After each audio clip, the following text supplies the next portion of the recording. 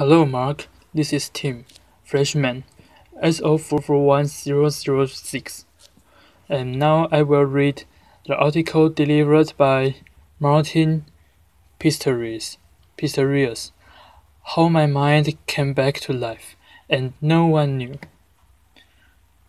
Imagine being unable to say, I am hungry, I'm in pain, thank you, or I love you, being trapped inside your body. A body that doesn't respond to comments, surrounded by people, yet utterly alone. Wishing you could reach out, to connect, to comfort, to participate. For 13 long years, that was my reality. Most of us never think twice about talking, about communicating. I've thought a lot about it. I've had a lot of time to think. For the first 12 years of my life, I was a normal, happy, healthy little boy.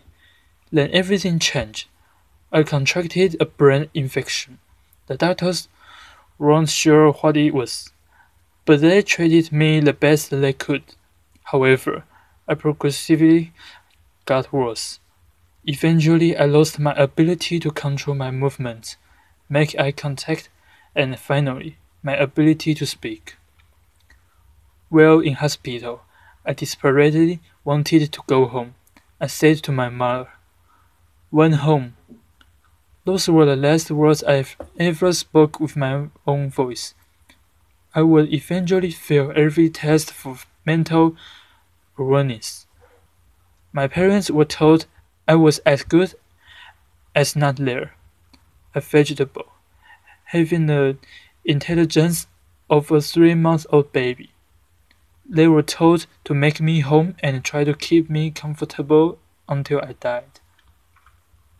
My parents, in fact my entire family's lives, became consumed by taking care of me the best they knew how.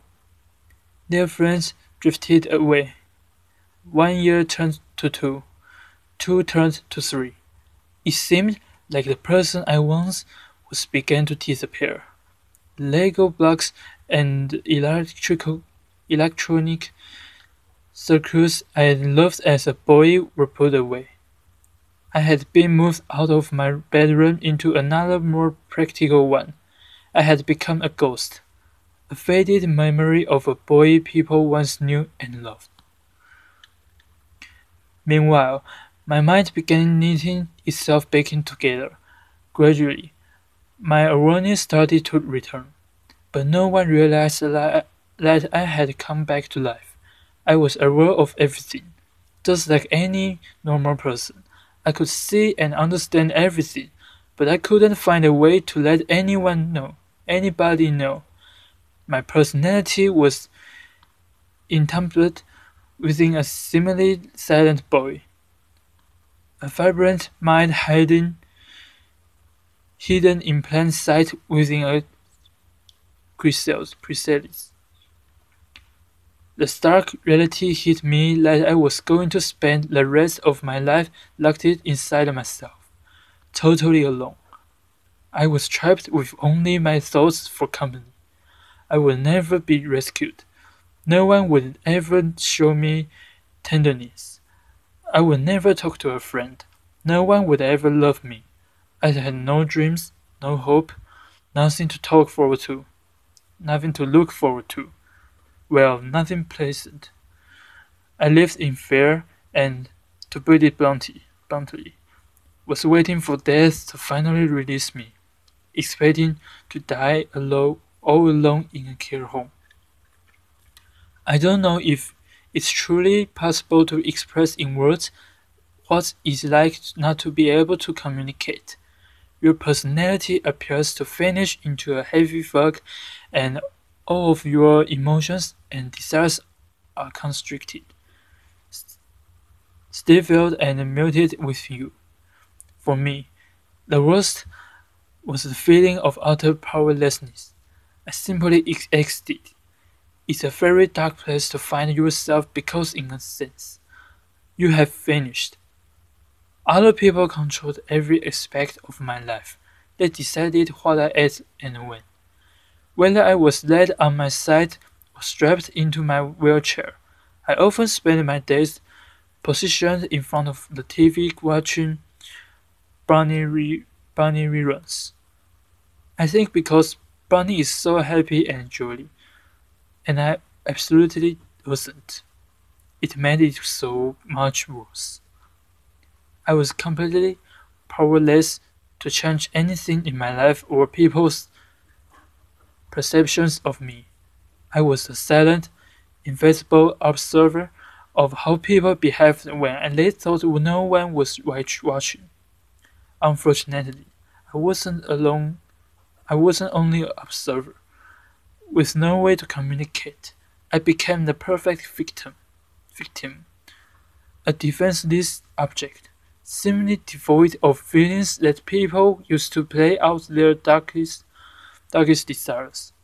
For more than 10 years, people who were charged with my care abused my physically, verbally, and sexually,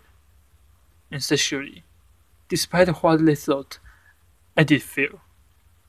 The first time it happened, I was shocked and filled with disbelief. How could they do this to me? I was confused. What had I done to deserve this? Part of me wanted to cry and another part wanted to fight. Hurt, sadness, and anger flooded through me. I felt worthless. There was no one to comfort me, but neither of my parents knew this was happen. I lived in terror, knowing it would happen again and again. I just never knew when. All I knew was that I would never be the same. I remember once listening to Whitney Houston singing, "No matter what they are from me, they can take away my dignity." And I thought to myself, you want to bet? Perhaps my parents could have found out and could have helped, but the years of constant caretaking, having to wake up every 2 hours to turn me, combined with them essentially grieving the loss of their son, had taken a toll on my mother and father. Following yet another heated argument between my parents, in a moment of despair and desperation, my mother turned to me and told me that I should die. I was shocked, but as I thought about what she had said, I was filled with enormous compassion and love for my mother. Yet I could do nothing about it. There were many moments when I gave up, sinking into a dark abyss. I remember one particularly low moment. My dad left me alone in the car while he quickly went to buy something from the store. A random stranger walked past, looked at me, and he smiled. I may never know why, but that simple act, the fleeting moment of human connection, transformed how I was feeling, making me want to keep going. My existence was tortured by monotony, a reality that was often too much to bear. Along with my thoughts, I constructed intricate fantasies about ants running across the floor. I taught myself to tell the time by noticing where the shadows were. As I learned how the shadows moved as the hours of the day passed, I understood how long it would be before I was picked up and taken home. Seeing my father walk through the door to collect me was the best moment of the day. My mind became a tool that I could use to either close down to retreat from my reality or enlarge into a gigantic space that I could fill with fantasies. I hoped that my reality would change and someone would see that I had come back to life. But I had been washed away like a sand castle built so close to the waves. And in my place was the person people expected me to be. To some I was Martin, a vacant shell, a vegetable, deserving of harsh words, dismissal, and even abuse. To others, I was a tragically brain-damaged boy who had grown to become a man, someone they were kind to and cared for, good or bad. I was a blank canvas onto which different versions of myself were projected. It took someone new to see me in a different way. An aromatherapist began coming to the care home about once a week. Whether through intuition or her attention to details that others failed to notice, she became convinced and I could understand what was being said. She urged my parents to have me tested by experts in augmentative and alternative communication, and within a year, I was beginning to use a computer program to communicate. It was exhilarating, but frustrating at times. I had so many words in my mind that I couldn't wait to be able to share them. Sometimes, I would say things to myself simple because I could. In myself, I had a ready audience, and I believed that by expressing my thoughts and wishes, others would listen too.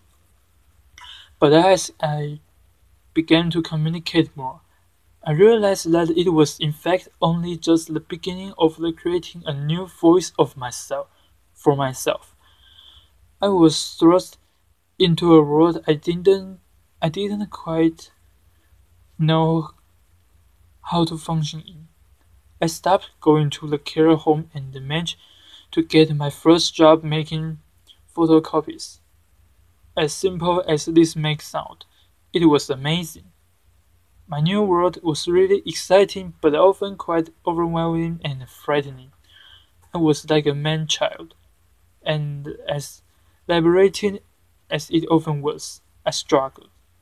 I also learned that many of those who had known me for a long time found it impossible to abandon the idea of Martin they had in their heads, while those I had only just met struggled to look past the image of silent man in a wheelchair. I realized that some people would only listen to me if what I said was in line with what they expected. Otherwise, it was discarded and they did what they felt was best. I discovered that true communication is about more than merely physically conveying a message. It is about getting a message heard and respected. Still, things were going well. My body was slowly getting stronger. I had a job in computing and I loved, and had even got Kojak, the dog I had been dreaming about for years. However, I longed to share my life with someone. I remember staring out the window as my dad drove me home from work, thinking I have so much love inside of me and nobody to give it to. Just as I said, just as I had resigned myself to being single for the rest of my life, I met Joan. Not only is she the best thing that has ever happened to me, but Joan helped me to challenge my own misconceptions about myself. Joan said it was through my words that she fell in love with me. However, after all I had been through, I still couldn't shake the belief that nobody could truly see behind my disability and accept me for who I am. I was really struggled to comprehend that I was a man. The first time someone referred to me as a man, it stopped me in my tracks. I feel like looking around and asking, who? Me? That all changed with Joan. We have an amazing connection and I learned how important it is to communicate openly and honestly. I feel safe, and it gave me the confidence to truly say what I thought. I started to feel whole again, a man worthy of love. I began to reshape my destiny. I spoke up a little more at work. I asserted my need for independence to the people around me. Being given a means of communication changed everything. I used the power of words and will to challenge the preconceptions of those around me and those I had of myself.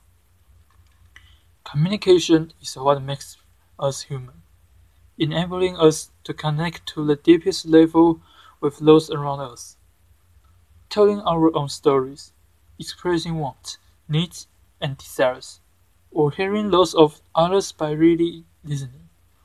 All this is how the world knows who we are. So, who are we without it? True communication increases understanding and creates a more caring and compassionate world.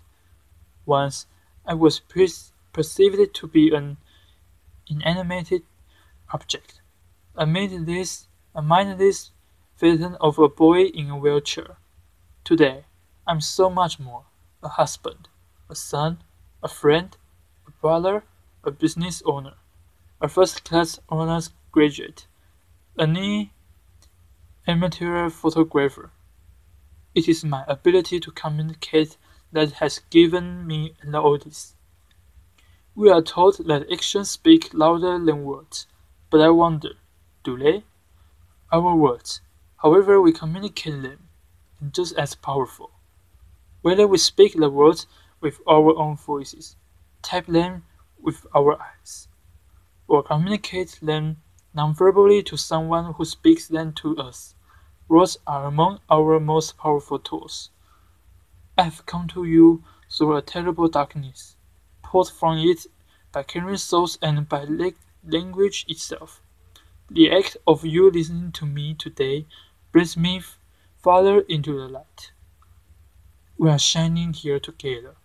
If there is one most difficult obstacle to my way of communicating, it is that sometimes I want to shout and other times simply to whisper a word of love or gratitude.